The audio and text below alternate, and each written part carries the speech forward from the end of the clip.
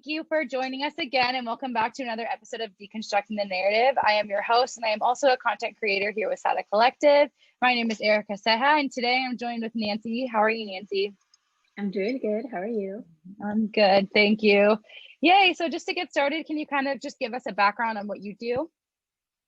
Yeah, so I am currently a clothing painter. I also paint kind of like other goods and wearables, but mainly it's just clothing. Yeah. That's awesome. And can you kind of detail like what it is that you do on the clothing and what kind of clothing you work with, I guess, just different pieces and kind of what your, I guess, style is on like in terms of painting on the clothing? Yeah, so nothing is off limits. Like I will literally paint on anything from shoes to bags to pants, jackets, wallets, things like that. But I mainly like using fabric paint because I want my items to be washable and wearable. I feel like a lot of times art is like so precious and you can't touch it and like wear it down and things like that. You have to like protect it, but I want my items to be like just throw it in the laundry. You don't need to dry clean it. And yeah, I like using a lot of color. I think probably in the past year I've started kind of using more like logo based graphic designs when I used to just do kind of just like nature based, like beautiful blending and animals and birds and like more like botanical work. Yeah. Awesome. And so can you kind of detail, like, I guess your background personally? Do you have a background in painting before you started doing this, or kind of what led you to doing painting on clothes necessarily? Yeah, so I did not grow up as a painter. I literally like was a self-taught painter as of like 4 years ago. But in high school, I was really into sculpture and I took a few sculpture classes. So I was always into that more like 3D kind of material art. And then once I got to college, I decided to take, a more like higher level sculpture class. And then I realized I wasn't into it. It required me to like use the wood shop. It was a little bit too kind of like geometric, if that makes sense. So I decided to try something completely new, but I wanted something on a smaller scale and something that can be more easily shared. I felt like sculpture, you'd sometimes like make an installation and then a week later it's taken down and all you have is the photos. And that just like wasn't enough for me. So I decided to take a jewelry and metalsmithing class in college and I loved it. And I ended up picking up a minor in jewelry. Awesome. Although I was a communications major, so I wanted still to have art part of my life, but I didn't exactly know like what that next step was. But I was always interested in fashion, and I wanted to learn like a new skill that I could take on for like beyond just that class, I guess. Right.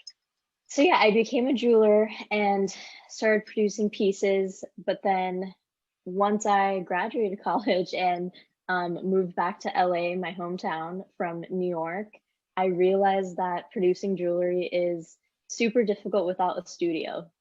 So like you need gas, you need flame, you need a bunch of like acid and chemicals, and I just did not have that, and it was kind of a shock for me.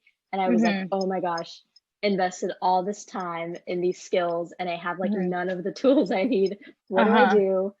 So I started experimenting with like fabric jewelry, which required paint, but I wasn't really doing designs. It was just like making something a color, if that makes sense. That eventually kind of evolved into painting my own clothes because during this time I was like, like I don't like any of my college clothes. I've grown out of it, but I can't really get rid of it, buy new things. I wanted to be, like conscious of the global impact of, fast fashion and things. So I really wanted to like upcycle my clothes.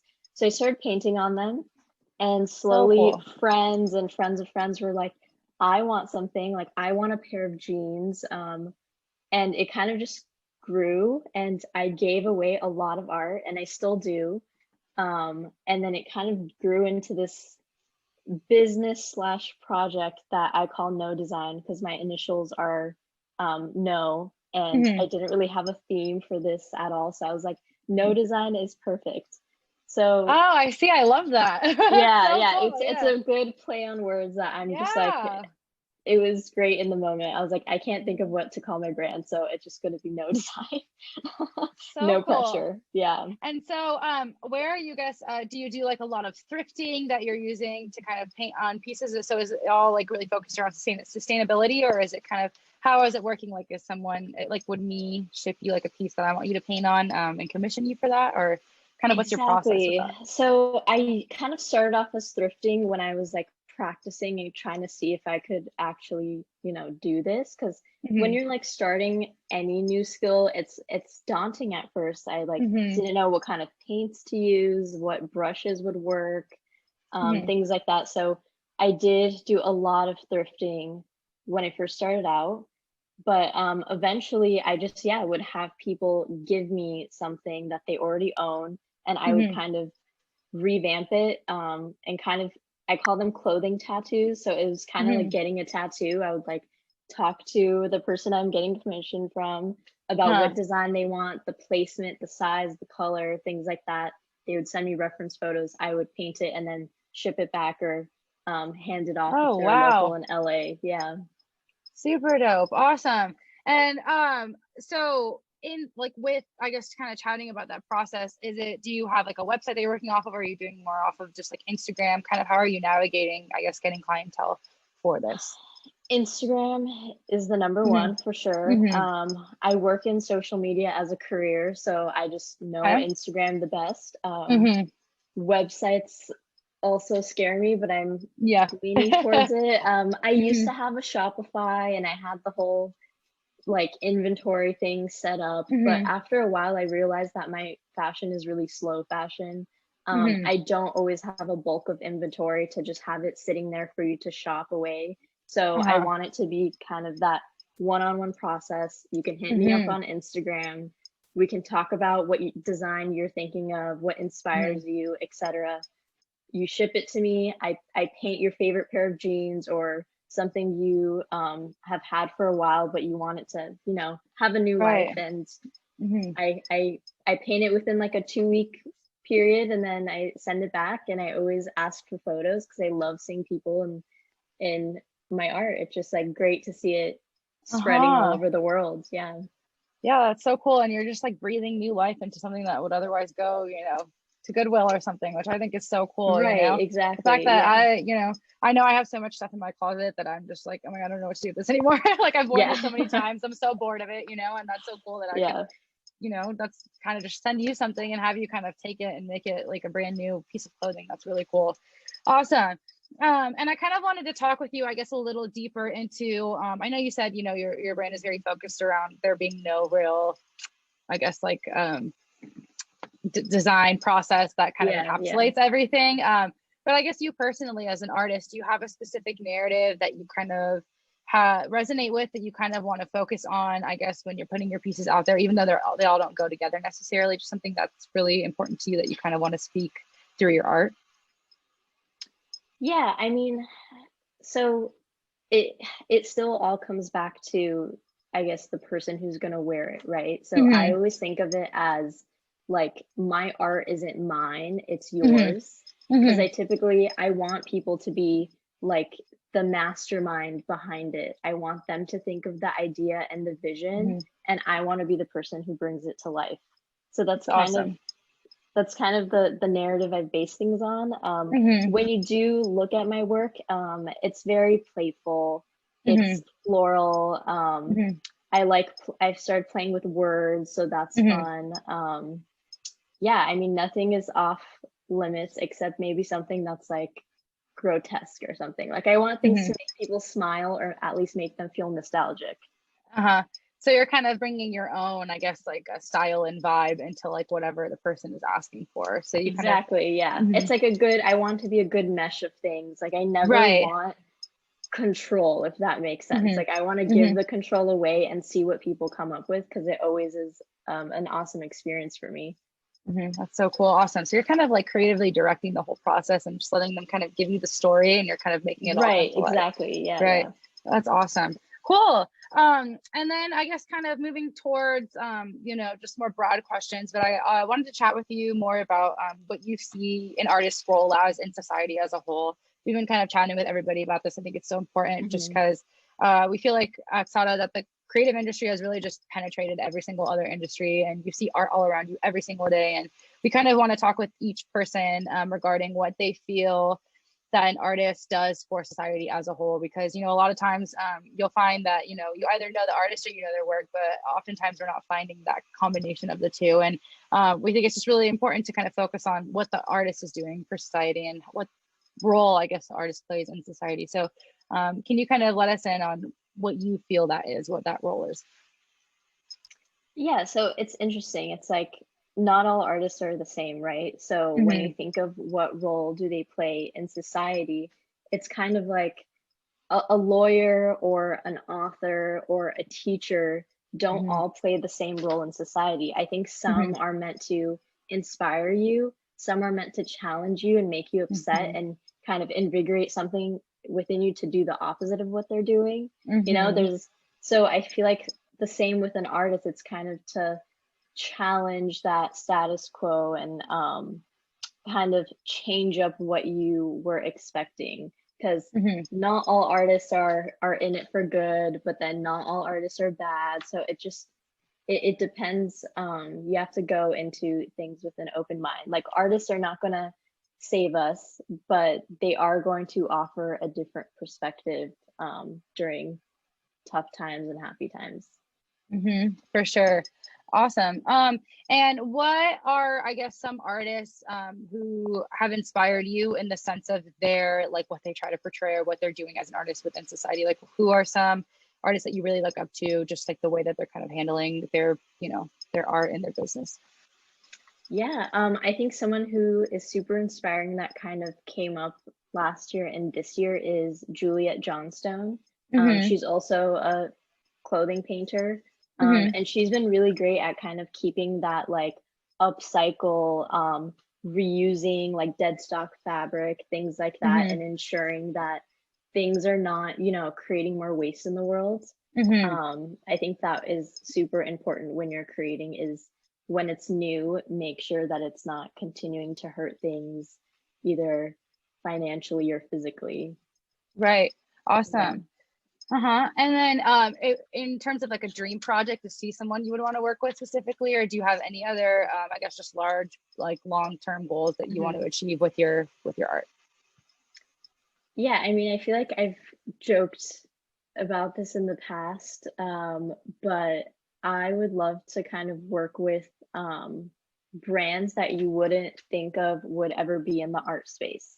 So of course, yeah, it would be a dream if like a well-known fashion designer came and said, let's collaborate. I would say, of course, our values align. But I would love to like get into kitchen appliances, or just like something that you didn't think that ever needed to be painted or designed, and making like a new kind of version of that.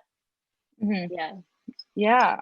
And where do you find inspiration, like out in the real world? Like what like areas have you like noticed that you kind of like gravitate towards to find inspiration to kind of make these projects come to life? Other than, I guess, your clients. Yeah. Besides my clients, the easy one is Pinterest. Like it's a way to visually see what is coming up for like a specific topic, let's say. Also, I think old books really help, especially ones that have like super old illustrations, kind of like anatomy of things, I think are really cool. And other than that, travel, I think, is a huge one. The moment you're in a new city that you've never been in, all of a sudden everything looks different and new, and you are all like just inspired to kind of create something that might be related to that new space. Yeah. Okay. And then I wanted to talk with you because I know you mentioned that you work also doing social media, right? Which I feel like is an art form in its own. Yes. Yeah. Very creative. Yes. So can we kind of talk about that? And I guess just like what you've noticed about, you know, what works and what doesn't work, especially with artists. You know, with SADA, we're all about kind of this like teaching and learning aspect, especially for artists. We're trying to really just get rid of this whole starving artist notion. Like you hear that all the time, those words together all the time. And it just feels so difficult to kind of come up as an artist and kind of, especially with social media, how to navigate, I guess, getting your art out there and getting your voice out there. So just, I guess, from that side of, you know, your learning, like what have you kind of picked up on that works, especially within the creative industry or as an artist on Instagram or on any other social media platform?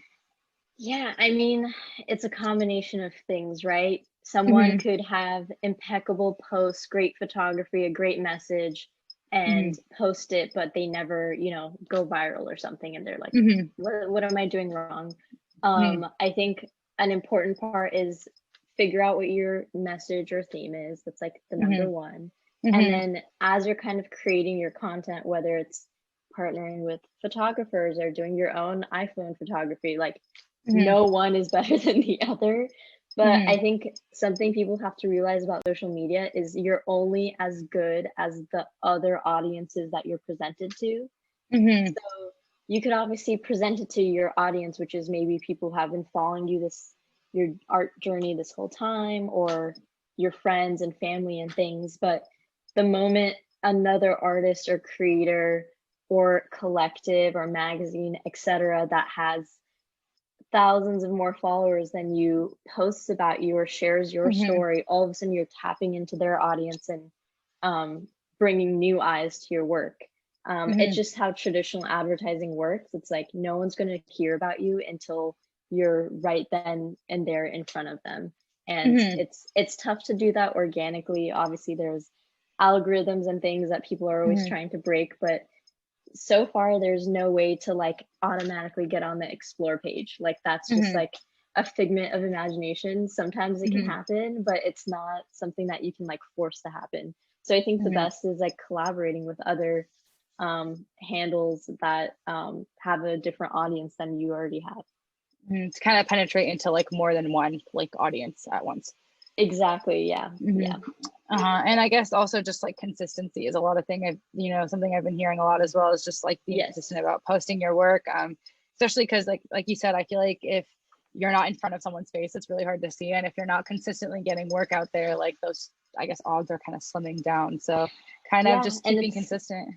Go ahead. A lot of pressure, right? So it's like you can't, life happens and you can't always be making a new piece of work every week and posting about it. So it's getting creative and thinking of ways where you can share your process, even if it's not like, look at my brand new finished piece. It's like show yourself looking for new supplies or other artists that inspire you and things like that, and have that be part of your story, not just like the final kind of end result.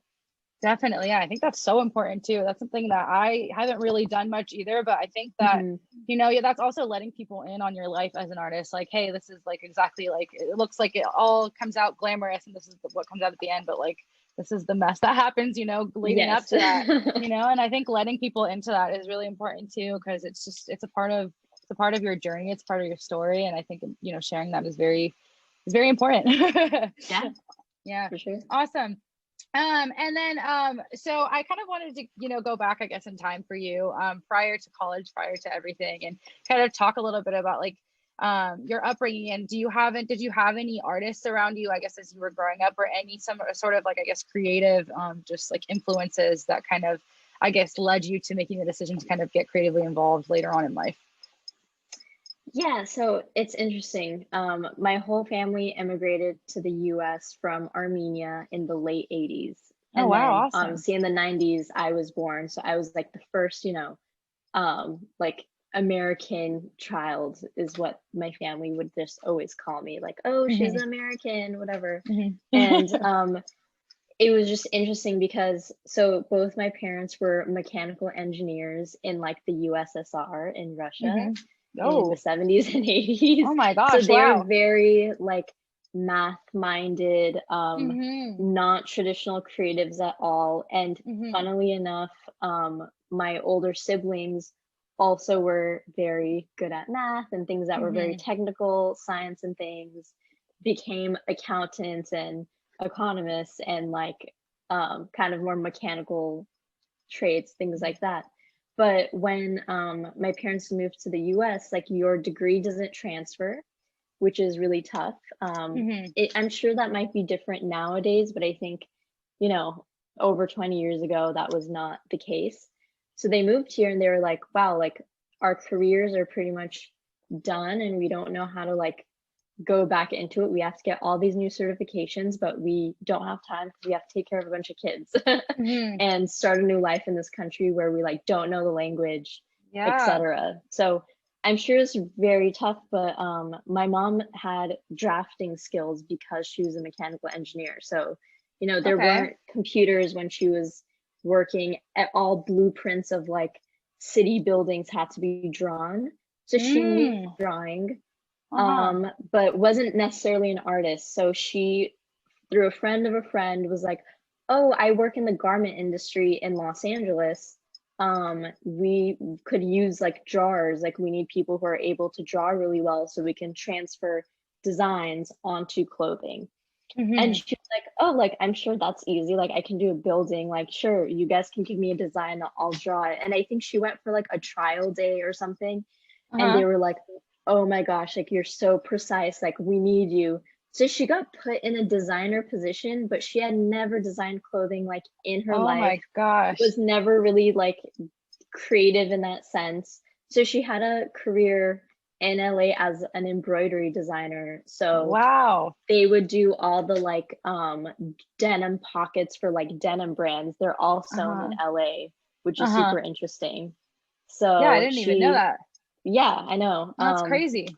But yeah, she's retired now, but me seeing her and like visiting her at work and seeing all the like art and colors and texture that went to it, I think really inspired me. And once I was like, I'm interested in fashion, I want to go to fashion school, things like that. When I was like in my teens, my family was like, no, like fashion isn't it. Like I know I work there, but it's not the right path, things like that. So I kind of went into it in my own way, if that makes sense. But so yeah, I think in a way I was like, you know, a little bit of a black sheep in my family, but it worked out. Yeah, but like not really though, because your mom has that background, you know. I think that's so cool. And it's like, yeah, like, you know, people also don't realize, I think that's very interesting that, you know, she kind of found that she had this creative brain without even knowing it because she did these blueprints. Yeah, exactly.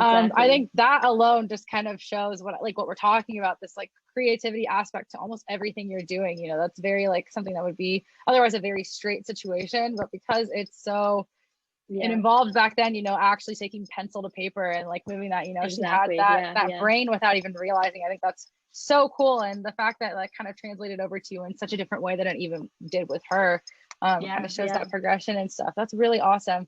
And has she chatted with you, like what is, I guess, her outlook on what you're doing now? Is she kind of really impressed that you kind of took something that, you know, wasn't even supposed to be a thing with her and kind of translated over into your own version of it, I guess, almost? Yeah. So because she's, you know, a perfectionist and is just like has always been so precise in the product that she creates. At first, when I started painting, I was, you know, not as precise as I am now. Like I feel like I've really grown in the past 3-4 years just through practicing. Right. So at first she was like, what are you doing? Like painting on clothes, like this looks like, you know, like a kid did it, like didn't understand it. But then now, like the more and more I kind of share things I've done, she's like, oh, wow. She's like, wait, have you always been able to do this? I'm like, no, I've just been working at it. And all of a sudden one day I could do something that like looks like it was screen printed, even though I did it by hand. So amazing. Yes, now she's I think accepting of the work. Yeah, and I think that's a hard thing to talk about too. You know, I think a lot of times creatives struggle with. Like I know me personally too. I also went to art school, and when I first brought that up, it was very like, whoa, like hold on, like, are you sure this is what you want to do? Like, again, this whole starving artist thing, like there's not really any careers or options for you if you do that. And I think that just trying to eliminate that, you know, I think it's all practice, it's all consistency, it's all just kind of being avid about putting work out there and just practicing your craft, and eventually like things come along, you know what I mean? It's all a process. And I think it's just a lot easier for most, you know, parents especially to kind of just envision you're going to go to school for 4 years, get out and have like a job if you do math, or if you do, science, if you do something like that, which is true. But I think that it's all possible with art as well. The more that you practice at it, the more that you kind of put time into it. Takes a little longer, but at least you're doing what, you're passionate about. I think that's really important. So that's really 100%. awesome. Cool. And then I kind of wanted to talk with you also just about, whatever, I think you have a really, extensive background. And I think the fact that you've had so many years under your belt now, just for you to like lend some advice to like newer creatives who are entering, maybe not necessarily like the exact same realm as you, but just like any creative entering the creative industry at all. Just again, to kind of tackle that like starving artist notion, or that notion that like, it's so hard to come up as an artist. What things have you learned throughout the way that you can kind of lend as advice now to a newer creative? Yeah, I mean, always treat your timeline as your own. Don't compare yourself to others, because you don't know what they've been through, what training they've had, and compared to you. That's one. So always, think of yourself first when you're about to venture into focusing on something art related. So I think part of that is getting a really strong foundation in your skills and your process. So you need to get confident in knowing what paint works for you, what materials work for you, where you can partner with vendors that are sustainable or that you trust, building those relationships and things. So then once you are ready, then I say the next step is you start networking, right? And you start meeting people who are like-minded, who can kind of bring you to opportunities that you wouldn't have thought of, like a podcast or a zine or a gallery exhibit, things like that. So then you can be confident in the way that you're talking about your process. You're not worried about kind of how you're gonna make your next step, because you're like, oh, I already have all the tools I need. I mean, you don't need a studio. That's very hard to achieve sometimes, but you need to at least have an idea of, if I'm on the road, am I able to make art? That's one thing that I've learned this year is huge. Never, base things just on one location, because things get tough if you need to be away, for sure. Right. And kind of, I guess, branching off of that networking aspect of it, what have you found that works for you in terms of networking? Like, what is the easiest way you've found to kind of connect with other people and kind of, allow yourself to reach into like another, I guess, area with them? Because I think, we were talking about earlier about how like it's really important to do that so that you're kind of reaching a whole different audience. So what ways have you, I guess, as an artist, incorporated networking, and what has worked for you and what has been, I guess, successful in that realm of things? Yeah, so I think putting yourself out there, but it is tough to just send a cold DM to someone, right? Right. So I'll be honest, like, I'm guilty of this. I'm not one to do that. But I am usually very open to like putting myself out there when I do see like a call for artists. Right. So I think I've been lucky enough to follow enough, creatives on social media, at least as a starting point, so I can kind of know when there are gallery exhibits that are opening that have like an open call for art, or art collectives, things with SADA Collective. Like, I did my second fashion show ever like last year, and it was because of SADA Collective, so that was cool. Awesome. So just, I don't necessarily I wasn't necessarily like chasing the opportunities, but they just came about because I was like immersing myself more in that community. Right. Yeah, I think putting yourself out there is something that's so important. And there's a lot of resources I found for like that kind of stuff, like looking for calls. There's this website, I don't know if you know about it, it's called Cafe, and you can go on there and there's like lists and lists and lists of like different like exhibition like contest type stuff, or like you can apply to do like to be like in a publication. So I think kind of just like following those, because it is hard for a lot of people to kind of just go and be like, hey, like, what's up in the DMs, you know what I mean? Exactly. Yeah. And it's really like it's hard to do that. So I think kind of just like finding, I guess, opportunities and just going for it. The worst they can say is no, I think that's really important. Yeah, that's awesome.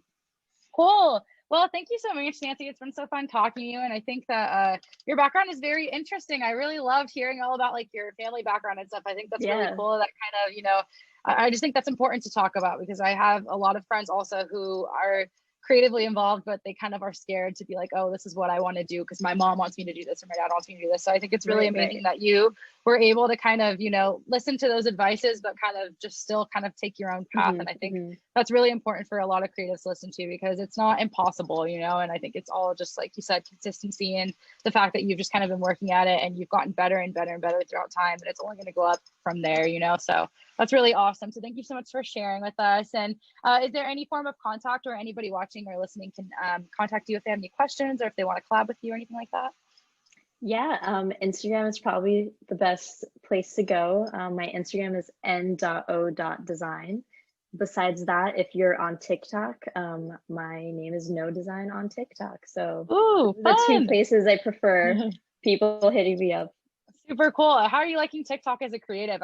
That's interesting. I haven't really had anybody tell me like refer them us to their TikTok. It's super fun, and honestly, it feels like I'm finding new creatives faster through TikTok. Maybe because a lot of opportunities.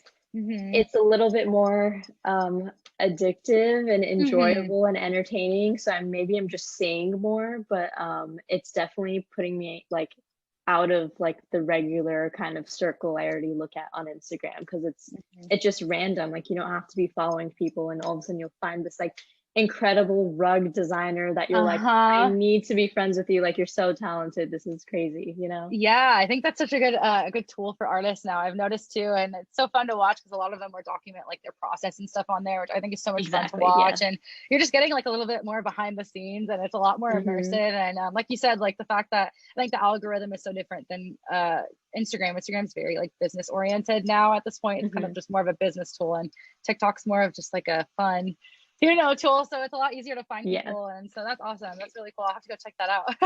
I'm excited about that. Awesome. Well, thank you so much. And thank you to everybody for watching. I hope you guys enjoyed listening to Nancy as much as I've listened to, I've enjoyed talking to her. Excuse me. Oh my gosh. If you guys are any creatives, or if you have any creative friends, you, Nancy, as well, if you have any creative friends that you would love to send my way to be interviewed, I would really love that. We're really enjoying talking with you guys. And I just wanted to take a second to just thank everybody that I've talked with so far, you, Nancy, included, and everybody that I'm going to be talking with in the future. I think it's just so special that we've gotten to do this. And I found that it's just been really important to kind of give artists that platform to share their story. So thank you guys so much for watching, and thank you for participating. And again, if you have any friends or anything, send them my way. You can have them email me at erica@sadacollective.com. We also have a link in our Instagram bio to a type form where you can go ahead and apply as well. So I urge everybody to do that, because we just want to get as many stories uncovered as possible, so that at the end of this, we kind of just have a collection of just narratives that people can go listen to. I think it's really important. So thank you all so much. And thank you, Nancy, and I'll see you guys all soon. Thanks. Thanks for having me. Bye. Of course.